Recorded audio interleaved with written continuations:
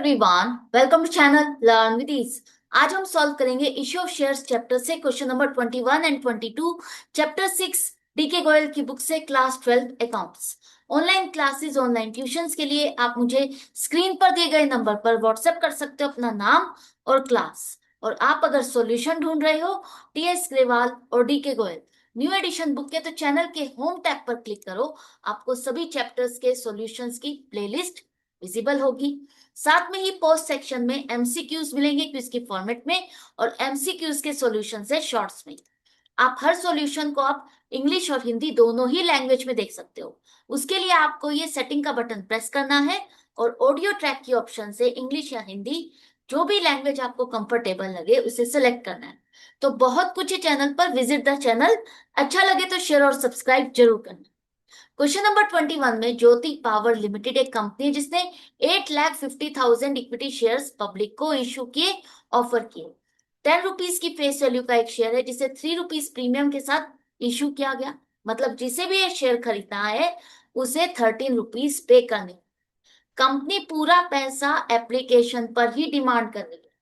जिसको शेयर खरीदना है उस टाइम पर जब वो एप्लीकेशन डिपॉजिट करेगा बैंक में, तो उसे पूरे 13 रुपीज जमा करने होंगे। कंपनी ने कितनी एप्लीकेशन रिसीव की? 20 लाख एप्लीकेशन। 20 लाख शेयर्स खरीदने के लिए डिमांड है। कंपनी इशू कर रही है 8,50,000 शेयर्स, लेकिन डिमांड है 20 लाख शेयर्स की। तो यहां पर आपके पास जब शेयर इशू करने से ज्यादा शेयर्स के लिए एप्लीकेशन आती है तो उसे हम क्या कहते हैं? Over subscription.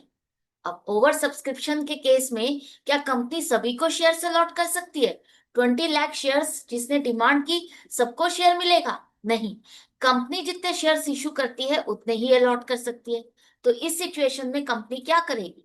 कंपनी के पास तो 11,50,000 एप्लीकेशन ज्यादा है, तो 3 लाख शेयर्स की एप्लीकेशन तो कंपनी ने रिजेक्ट कर दी।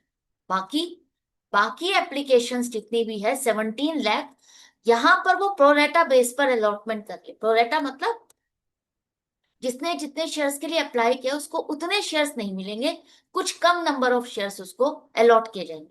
तो इन सब की जर्नल एंट्री क्या होगी यही आपको बतानी है। तो सबसे पहले समझो कि कंपनी के पास जितनी एप्लीकेशन आई है उसी हिसाब से आपके बैंक में जमा होगा। हम ऐसा क्यों कह रहे हैं? क्योंकि अगर कंपनी ने शेयर्स इशू किए 8,50,000 और पब्लिक को इशू कर दिया, जिसे खरीदना था उसने आपके बैंक में पैसा जमा कर दिया, कहीं पे स्टॉप नहीं लगा कि हमारे पास 8,50,000 शेयर्स इशू किए तो इतनी एप्लीकेशन आ चुकी है, बाकी पब्लिक में से कोई और अप्लाई ना करे। ना तो कंपनी को पता ना ही पब्लिक को पता कि कितनी एप्लीकेशन आ चुकी है हमारे पास, कितने शेयर्स के लिए अप्लाई हो चुका है। तो जब आप एक टाइम पीरियड सेट करते हो और उस टाइम पीरियड में जितनी भी एप्लीकेशन आ जाती है वो आपके बैंक में पैसा जमा होता जाता है। तो हमारे पास उस टाइम पीरियड में 20 लाख शेयर्स के लिए एप्लीकेशन आई। कंपनी ने पूरा पैसा एक ही बार में डिमांड किया है, 13 रुपीज। तो इस हिसाब से 2,60,00,000 रुपीज हमारे बैंक में जमा होता है। अब कंपनी जब एक ही बार में पैसा डिमांड करती है तो वो सिर्फ एप्लीकेशन का नहीं, एप्लीकेशन एंड अलॉटमेंट दोनों का कंबाइंड पैसा कंपनी ने डिमांड किया है, तो इसी अकाउंट में आप इसे क्रेडिट करोगे। To equity share application and allotment account 2,60,00,000। Clear है? जब भी पूरा पैसा एक बार में डिमांड होगा तो आपको एप्लीकेशन एंड अलॉटमेंट अकाउंट को क्रेडिट करना है। अब ये तो पैसा आ गया, 90% वाली कंडीशन भी बहुत अच्छे से सेटिस्फाई हो रही है, कंपनी शेयर अलॉट कर सकती है। अब कंपनी जब शेयर अलॉट करेगी तो ये एप्लीकेशन का पैसा ट्रांसफर करेगी रिलेटेड अकाउंट में। तो equity share application and allotment account debit 2,60,00,000, इसको तो हमने डेबिट कर दिया। यहां से हम पैसे को किस तरह से शिफ्ट करेंगे? कंपनी कितने शेयर से अलॉट कर सकती है? 8,50,000, इतने ही शेयर से अलॉट कर सकती है। तो इससे रिलेटेड जो एप्लीकेशन का पैसा है, जो 13 रुपीज बनते हैं टोटल, वही हम शेयर कैपिटल में ट्रांसफर करेंगे। तो फेस वैल्यू का पैसा 10 रुपीज शेयर कैपिटल में जाएगा। To equity share capital account 8,50,000 multiplied by 10, 85 lakh. और जो 3 रुपीज प्रीमियम है वो आप सिक्योरिटीज प्रीमियम में डालोगे। 8,50,000 शेयर अलॉट कर रहे हो तो प्रीमियम भी उतने ही शेयर्स का रखोगे, 25,50,000। अब बाकी का क्या हुआ? 3 लाख एप्लीकेशन तो कहा है कि हम रिजेक्ट कर रहे हैं, लेकिन बाकी एप्लीकेशन का क्या होगा? अब ध्यान से समझना, जब आप प्रोरेटा बेस पर अलॉटमेंट करते हो, मान लेते हैं यहाँ पर किसी ने 10 शेयर के लिए अप्लाई किया, तो उसको 5 शेयर मिल रहे हैं। तो 5 शेयर का जो एक्स्ट्रा पैसा है वो कंपनी के पास है। कंपनी उसे नेक्स्ट कॉल में एडजस्ट करती है। अगर कंपनी पैसा इंस्टॉलमेंट पे डिमांड करती है, तो जो एक्स्ट्रा पैसा है वो नेक्स्ट कॉल में एडजस्ट करती है। लेकिन यहाँ पर तो कंपनी ने एक ही बार में पूरा पैसा डिमांड कर लिया। अगर आप प्रोरेटा बेस पर भी अलॉटमेंट कर रहे हो, तो जिसका भी एक्स्ट्रा पैसा है वो आपको रिटर्न करना ही पड़ेगा। तो 11,50,000 एप्लीकेशन का पैसा 13 रुपीज के हिसाब से आप 1,49,50,000 पैसा रिटर्न करो। क्लियर है? आई होप समझ में आ गया। 3 लाख एप्लीकेशन तो हम रिजेक्ट कर ही रहे हैं, बाकी जो 8,50,000 एप्लीकेशन का पैसा एक्स्ट्रा है वो हम आगे कहीं एडजस्ट ही नहीं कर सकते, क्योंकि हमने पैसा पूरा एक ही बार में डिमांड किया है। कोई नेक्स्ट इंस्टॉलमेंट ही नहीं है जहां पर हम उनका एक्स्ट्रा पैसा एडजस्ट कर सके। राइट? तो ये पैसा हमें पूरा पूरा उनका भी रिटर्न करना होगा। इसलिए 11,50,000 एप्लीकेशन का पैसा पूरा हमने रिटर्न किया। ये दो ही एंट्री बनेगी इस क्वेश्चन में। आई होप समझ में आ गया। इसके बाद क्वेश्चन नंबर 22 में, गोविंद लिमिटेड एक कंपनी है जिसने 20,000 शेयर्स इशू किए। पब्लिक को ऑफर कितने किए? 20,000 शेयर्स। 10 रुपीज की फेस वैल्यू का 3 रुपीज प्रीमियम के साथ इशू किया जाएगा। जिसे ये शेयर खरीदना है, 13 रुपीज की पेमेंट करनी है, और वो भी इंस्टॉलमेंट्स। कंपनी को कितनी एप्लीकेशन मिली? 27,000 शेयर्स के लिए। तो यहां पर भी जितने शेयर्स इशू किए थे उससे ज्यादा एप्लीकेशन आई है, तो ये भी ओवर सब्सक्राइब का केस हो गया। कंपनी कितने शेयर्स अलॉट कर सकते हैं? जितने शेयर्स इशू किए हैं आप उतने ही शेयर्स अलॉट कर सकते हो। तो कंपनी ने एक स्कीम बनाई कि जिसने 16,000 शेयर्स के लिए अप्लाई किया उसको फुल अलॉटमेंट मिलेगी। 6,000 के शेयर्स के लिए जिन्होंने अप्लाई किया उनको 4,000 शेयर्स मिलेंगे, और नेक्स्ट 5,000 शेयर्स पर कोई अलॉटमेंट नहीं होगी। तो ये सभी चीजें आपको कैश बुक जर्नल में रिकॉर्ड करनी है। तो किस तरह से करेंगे, देखो ध्यान से समझो। पहली बात आपको ये हमेशा याद रखनी है, चाहे कितनी भी एप्लीकेशन आ जाए, आपके जितने शेयर्स इशू किए हैं उससे ज्यादा आप अलॉट कर ही नहीं सकते। मान लीजिए आपकी एक प्रोडक्शन कंपनी है, और आपने अगर 20,000 यूनिट्स ही तैयार की है, 20,000 शर्ट्स ही तैयार की है बेचने के लिए, और वो मार्केट में सप्लाई कर। अब आपकी शर्ट इतनी पसंद आई लोगों को, चाहे आपकी शर्ट खरीदने के लिए 25,000 पीसेस की डिमांड है, लेकिन आपके पास अभी जितना सामान तैयार है उतना ही तो आप बेच सकते हो। एक्स्ट्रा 5,000 तो आप सेल कर ही नहीं सकते। तो हम भी उतने ही शेयर अलॉट कर सकते हैं, मैक्सिमम जितने शेयर्स हमने इशू किए, उससे ज्यादा नहीं। तो कंपनी के पास जो फर्स्ट कैटेगरी इसने निकाली है कि 16,000 शेयर्स की एप्लीकेशन पर हम फुल अलॉटमेंट करेंगे। मतलब यहाँ पर 16,000 शेयर्स के लिए जिन्होंने अप्लाई किया उनके पूरे पूरे शेयर्स उनको अलॉट किए जाएंगे।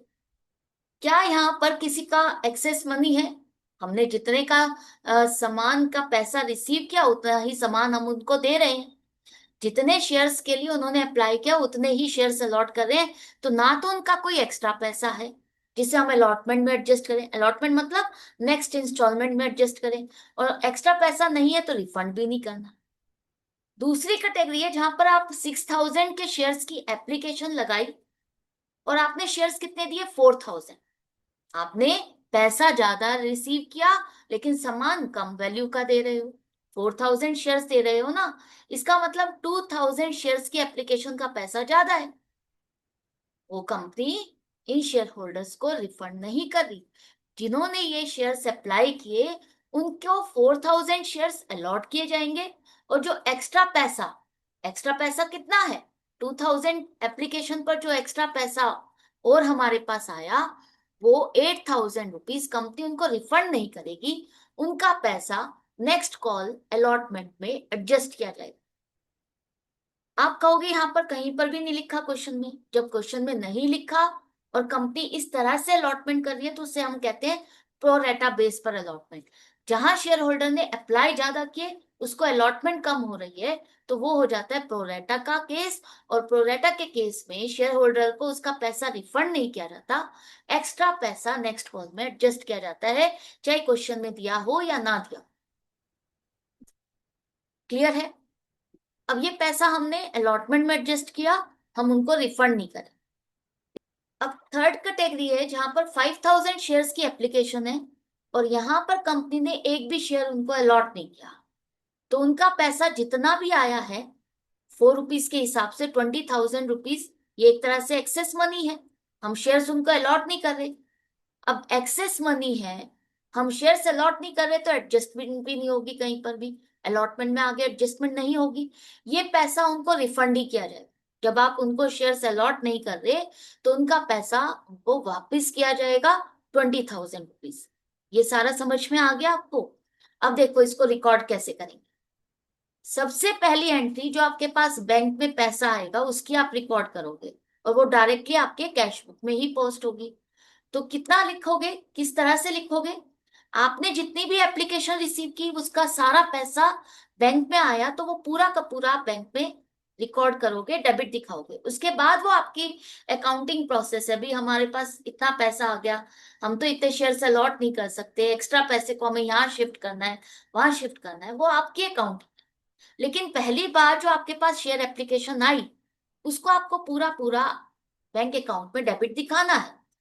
तो bank account debit 1,08,000 to equity share application account 1,08,000 post कर दोगे डेबिट साइड पर, बस पूरा पैसा आ गया। अब आपको यहाँ पर देखना है कि 5,000 शेयर्स जो हमने अलॉट नहीं किए, उनका पैसा हमें रिटर्न करना है। तो एक तरह से एप्लीकेशन में से ये पैसा निकाल करके आप उनको वापस कर रहे हो, कि हम उनको अलॉट नहीं कर रहे, उनका एप्लीकेशन का पैसा आपने रिटर्न किया। तो equity share application account debit 20,000 to bank account 20,000, हमने इस अकाउंट में से इतना पैसा रिटर्न कर दिया। अभी कहा था ना मैंने कि आपके पास जितना पैसा आया वो बैंक में अकाउंट में डेबिट हो गया। अब वो आपकी अकाउंटिंग है, आपको उसको एडजस्ट करना है कि कितना एक्सेस आया वो रिटर्न करना है, कितना हमें रखना है। तो उसमें से हम कह रहे हैं कि 20,000 एक्स्ट्रा है, ये तो हमें रिटर्न करना ही करना है। तो उसे हम क्रेडिट साइड पे दिखाएंगे, by equity share application account 20,000। इसके बाद बाकी कितनी एप्लीकेशन बची? 27,000 माइनस 5,000, 22,000 एप्लीकेशन का पैसा हमारे पास है। ये 88,000 अब आपको ट्रांसफर करने हैं बाकी के रिलेटेड अकाउंट में, जो कि जर्नल के थ्रू ही ट्रांसफर होंगे। तो equity share application account debit 88,000, हम कितने शेयर अलॉट कर सकते हैं? 20,000। तो उससे रिलेटेड पैसा तो आपका शेयर कैपिटल में चला जाएगा, तो इक्विटी शेयर कैपिटल अकाउंट 80,000। बाकी जो 8,000 है, वो आपने जो सेकंड कैटेगरी वाले शेयर होल्डर्स हैं, उनके 2,000 एप्लीकेशन का पैसा जो आप एक्स्ट्रा रख रहे हो, उनको रिफंड नहीं कर रहे हो, और उनको क्या कहा है आपने कि हम नेक्स्ट कॉल अलॉटमेंट में एडजस्ट कर देंगे। तो आप इक्विटी शेयर अलॉटमेंट अकाउंट में ही ये एक्स्ट्रा पैसा क्रेडिट कर दोगे कि ₹8,000 हमें अलॉटमेंट के नाम के मिल चुके हैं। जैसे कॉल इन एडवांस होता है ना, उसी तरह से मान के चल सकते हो आप, समझने के लिए मान सकते हो ये एक तरह से कॉल्स इन एडवांस है, लेकिन यहाँ पर कॉल्स इन एडवांस लिखा नहीं जाएगा। राइट? नेक्स्ट है आपका ये एंट्री के बाद, अब आपको जब पूरे शेयर्स आपको अलॉट करने हैं, तो अब आप अलॉटमेंट की तैयारी करोगे, और अलॉटमेंट पर न्यू इंस्टॉलमेंट की डिमांड करोगे, जिसका नाम है हमारा अलॉटमेंट। तो जब ड्यू की एंट्री बनाओगे ना, तब आप 20,000 शेयर्स जो अलॉट कर रहे हो, उस पर आप कितना पैसा डिमांड कर रहे हो? ₹5। ₹5 के हिसाब से कितना पैसा मिलना चाहिए? 1 लाख। तो equity share allotment account debit 1 lakh. अब ये जो ₹5 है, इसमें प्रीमियम इंक्लूडेड है। प्रीमियम हमारा ₹3 है और फेस वैल्यू ₹2 है। तो आप ये ₹5 मान के चलते हो कि शेयर होल्डर पे कर देगा। तो पहले ही आप शेयर कैपिटल अकाउंट में क्रेडिट करोगे to equity share capital account 40,000 to securities premium account 60,000। अब आपके पास पैसा आया कितना? कंपनी तो कह रही है कि हमें पूरा पैसा मिल गया है, जब जब हमने कॉल की, डिमांड की, हमें पूरा पैसा मिल गया है। तो ध्यान से समझो कि अब कंपनी को मिलने तो चाहिए 1 लाख। क्या ये पूरा ही पैसा 1 लाख हमारे बैंक में आएगा? नहीं, क्यों नहीं आएगा? क्योंकि जिनका पैसा ऑलरेडी आपके पास 8,000 आ चुका है वो इतना और नहीं पे करेंगे। 2,000 जो शेयर होल्डर है, जो ये वाली कैटेगरी के शेयर होल्डर है, उनको आपने 4,000 शेयर अलॉट किए, तो उनसे आपको 5 रुपीज के हिसाब से कितने मिलने चाहिए? 20,000 रुपीज। 20,000 में से उनके 8,000 आ चुके हैं, तो वो बाकी का पैसा 12,000 ही तो पे करेंगे। और बाकी के जो शेयर होल्डर है 16,000, वो आपको पूरा पूरा पे करेंगे 5 रुपीज के हिसाब से 80,000। यही होगा ना? जिनको आपने पूरी अलॉटमेंट की उनका तो कोई एक्स्ट्रा पैसा है ही नहीं, तो ये तो आपको पूरे 5 रुपीज पे करेंगे 80,000। और जो ये सेकंड कैटेगरी वाले हैं, इनका आपके पास 8,000 का बैलेंस है, तो ये आपको 20,000 में से ये एडजस्ट करने के बाद 12,000 देंगे, तो टोटल अमाउंट हमारे पास 92,000 रुपीज आनी चाहिए। ये आपको मैंने समझाने के लिए इतना एक्सप्लेन किया है, बाइफरकेट किया है। अगर आपको कैलकुलेशन करनी है तो सीधी सीधी कैलकुलेशन करनी है कि 1 लाख रुपीज हमें मिलने चाहिए थे, हमारे पास ऑलरेडी 8,000 रुपीज एक्स्ट्रा पैसा आ चुका है जो हम अलॉटमेंट में एडजस्ट कर रहे हैं, बाकी का पैसा हमारे बैंक में आएगा। तो बैंक अकाउंट डेबिट हो रहा है, तो डेबिट साइड पे लिखो to equity share allotment account 92,000। Clear है? अब जितना जिसका एक्स्ट्रा पैसा था सब एडजस्ट हो चुका, अब किसी का कोई एक्स्ट्रा पैसा नहीं। अब नेक्स्ट कॉल पर हम फर्स्ट कॉल पर पैसा डिमांड करेंगे, तो ड्यू की एंट्री बनेगी equity share first call account 2 rupees demand कर रही है कंपनी, 20,000 शेयर पर 40,000 रुपीज मिलने चाहिए। और मान के चलते हो कि ये पूरा पैसा मिल जाएगा, 40,000 से आपने अपनी शेयर कैपिटल को भी क्रेडिट कर दिया। क्या पूरा पैसा मिला? हाँ, कंपनी कह रही है हमें पूरा पैसा मिला, तो बैंक में हमारे पास 40,000 रुपीज डिपॉजिट हुए। तो यहाँ पर डेबिट साइड पे दिखाओ to equity share first call account 40,000। ये जितनी भी जर्नल एंट्री है बैंक से रिलेटेड, ये सिर्फ आपकी अंडरस्टैंडिंग के लिए, आपको बनानी नहीं है, आपको सिर्फ पोस्टिंग करनी है कैश बुक में। क्लियर है? इसके बाद लास्ट कॉल, फाइनल कॉल की आप डिमांड करोगे, तो ड्यू की एंट्री फिर से बनेगी equity share second and final call account 2 rupees के हिसाब से 40,000 रुपीज आपको मिलने चाहिए। ये अकाउंट आपने डेबिट किया to equity share capital account, ये पैसा आप मान के चल रहे हो कि पूरा मिल जाएगा, और शेयर कैपिटल अकाउंट को आपने क्रेडिट किया 40,000 से। क्या आपको पूरा पैसा मिला? हाँ, हमें पूरा पैसा मिला, हमारे बैंक में जमा हुआ, तो equity share second and final call account 40,000 से आपने डेबिट किया। अब आपने जर्नल एंट्रीज भी पूरी बना ली, कैश बुक में पोस्टिंग भी कर दी, लेकिन कैश बुक को आप इसी तरह से नहीं छोड़ोगे, इसका क्लोजिंग बैलेंस निकालना जरूरी है कि हमारे पास टोटल कितना पैसा आया, कितना रिटर्न कर दिया, वो बैलेंस कितना बचा। By balance CD 2,60,000। क्या हम इसे चेक कर सकते हैं? बिल्कुल चेक कर सकते हो कि यही अमाउंट बनती है या नहीं। आपने 20,000 शेयर्स अलॉट किए, जिस पर आपने 13 रुपीज डिमांड किए, तो 13 रुपीज के हिसाब से 20,000 शेयर्स पर 2,60,000 ही बनते हैं। वही हमारा टोटल आ रहा है, बैलेंस आ रहा है, इसका मतलब हमारा क्वेश्चन कंप्लीट और करेक्ट है।